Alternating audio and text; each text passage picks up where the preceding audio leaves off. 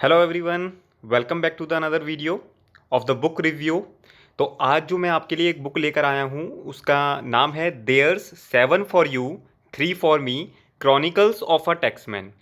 It is written by Ajay Mankotia sir. ये कौन है इनके बारे में हम जानेंगे आज। ये एक आईआरएस ऑफिसर हैं, रिटायर्ड 1982 बैच के। इन्होंने वीआरएस ले लिया था 2008 में। तो बेसिकली आईआरएस ऑफिसर है तो इंडियन रेवेन्यू सर्विसेज आप जानते हैं कि इनकी जो डिपार्टमेंट है वो टैक्सेशन से रिलेटेड रहा होगा। इन्होंने वैरायटी ऑफ पोस्ट हैंडल्स करी हैं। इन्होंने also act as a chief vigilance officer. इनको ओल्ड हिंदी सॉन्ग सुनना अच्छा लगता है, जैसे मोहम्मद रफ़ी के हो गए एंड गज़ल्स ऑफ मेहदी हसन साहब। ये जो बुक है इसमें ऐसा क्या है, इसमें it is a book of full of anecdotes. मतलब since the journey of Mussoorie से लेकर आपको जितने भी इनके प्रैक्टिकल केसेस हैं सब इसके अंदर आपको मिल जाएंगे। कुछ तो मैं आपसे शेयर भी करूंगा, but it is the full of anecdotes. तो जैसा कि ये कंटेंट है हमारी बुक में कि मसूरी मैजिक, नागपुर नाइट्स, नागपुर में क्या था, मसूरी का phantom elections and then French connection. तो काफ़ी सारी चीज़ें हैं। ये सारे इनके क्या हैं आपके taxing times for Bollywood, taxing the scam. इसमें हर्षद मेहता का स्कैम बताया गया है। इसमें बॉलीवुड के कुछ जो पॉपुलर स्टार हैं उनके जब रेड हुई उनके केसेस के हैं विद आ कॉमेडी एनेक्डोट्स। तो कुछ मैं आपके साथ भी शेयर करूंगा। तो and then acting as a chief vigilance officer and then इनका जो बैक कवर पेज है वो हम डिस्कस करेंगे। ठीक है, तो सबसे पहले हम मसूरी से ही लेकर चलते हैं। तो मसूरी में ये 1982 की बात है। तो जब सर पहुँचे वहाँ पर तो एकदम कोई सर के जो कॉलेज मेट के फ्रेंड था उसकी सिस्टर ने इनको एकदम आके बोला, हेलो अजय भैया। तो जैसे ही इन्हों पब्लिक में इस तरीके से भैया शब्द सुना, देन तो इन्होंने बोला कि भाई इस तरीके से पब्लिक में भैया मत बोलिए करिए। तो later she think about it and उनकी जो वो यंगर सिस्टर है वो आईएफएस की रैंक मिली थी उनको। देन उनको एक चीज़ ऑफेंड लगी जब इनको अपने आप को इंट्रोड्यूस करना पड़ा as a I S improper. अब what is I S improper?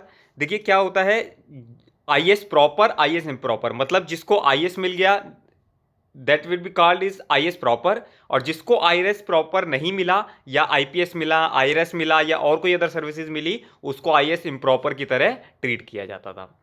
तो इट्स अ वे बैक 1982 की बात है। आई आई थिंक अब ये इस तरीके से चीज़ें नहीं होती होंगी। फिर जो इनकी मसूरी की ट्रेनिंग थी वो 30 नवंबर 1982 को पूरी हो गई। एंड देन इनकम टैक्स था सर का, तो उनको नागपुर में छिंदवाड़ा रोड के पास वहाँ पर इनकी ट्रेनिंग शुरू होनी थी। तो वहाँ पर एक बड़ा अजीब सा किस्सा हुआ सर के साथ।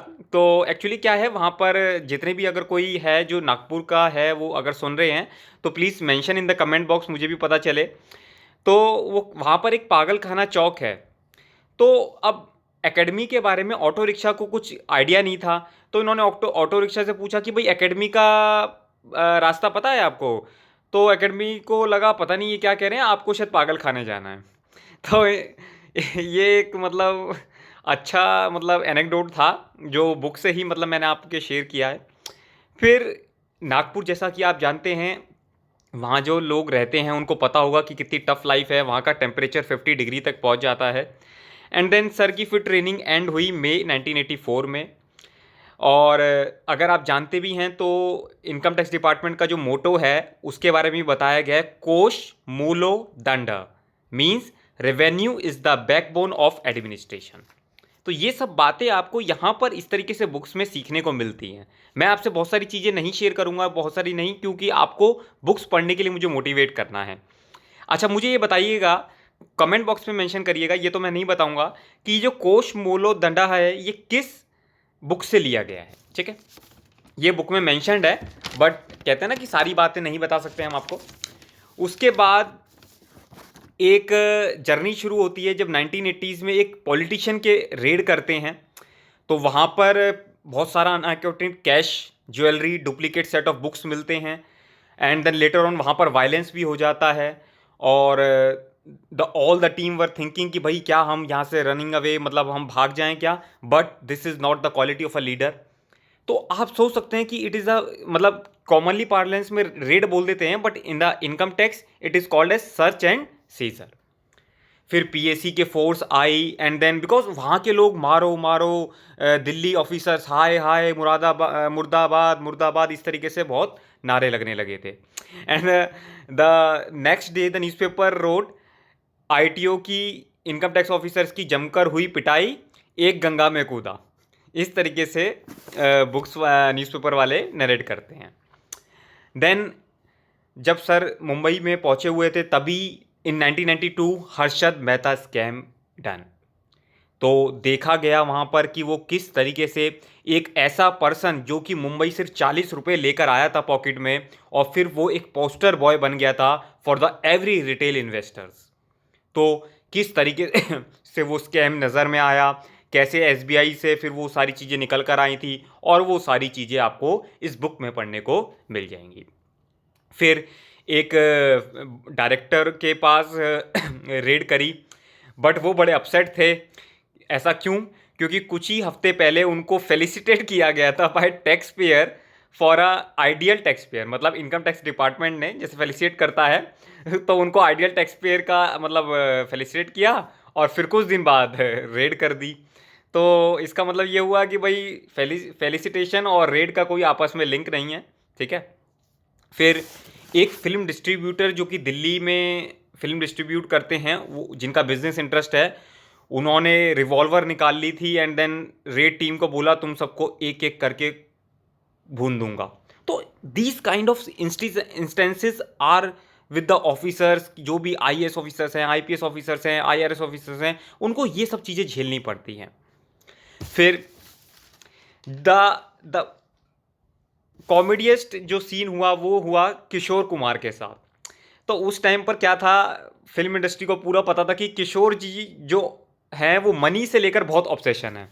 तो ये सब फिल्म इंडस्ट्री को पता है, क्योंकि उन्हें पता है कि कैसे वॉइस से इनवॉइस बनाना है। देखिए कितनी प्यारी बातें लिखी हुई हैं, अगर आप इसको ध्यान से सुन रहे हैं तो, वॉइस से इनवॉइस।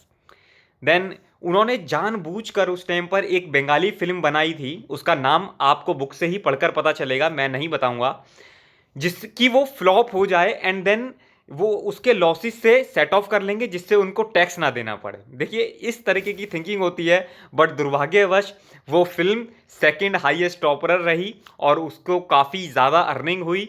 देन एट लास्ट उनको इसके राइट्स गिफ्ट करने पड़ गए अपने सेक्रेटरी अनूप शर्मा जी को। ये सारे फैक्ट्स आपको बुक में मिल जाएंगे। तो देखिए किस तरीके का। और फिर देन 1972 एक फिल्म रिलीज हुई थी, बॉम्बे टू गोवा, महमूद खान जिसमें कॉमेडी एक्टर हैं मेन रोल में। तो उसमें किशोर कुमार जी ने एक्टेड हिमसेल्फ एक्ट किया था। हुआ क्या था, ये इनकम टैक्स वाले उनके पीछे पड़ गए थे। तो अब महमूद बोलता कि सर ये तो आपकी कार है 50,000 रुपये की। तो किशोर कुमार बोलते अरे नहीं नहीं, इसे 15,000 की बोलो, इनकम टैक्स वालों में क्यों मुझे फंसा रहे हो। तो महमूद बोलते इनकम टैक्स वाले आपको फंसा रहे हैं या आपने इनकम टैक्स वालों को फंसाया हुआ है। तो these kind of the stories you will get after listening, after reading the book. ये तो मैंने कुछ एनेक्डोट्स हैं जो आपसे मैं शेयर कर रहा हूँ, बट आई थिंक, और फिर जो एक सीन हुआ कि जब इनकम टैक्स वालों ने किशोर कुमार जी को ज़्यादा ही आई थिंक शायद मतलब परेशान कर दिया, तो उन्होंने उसको एक सॉन्ग में इंसर्ट कर दिया।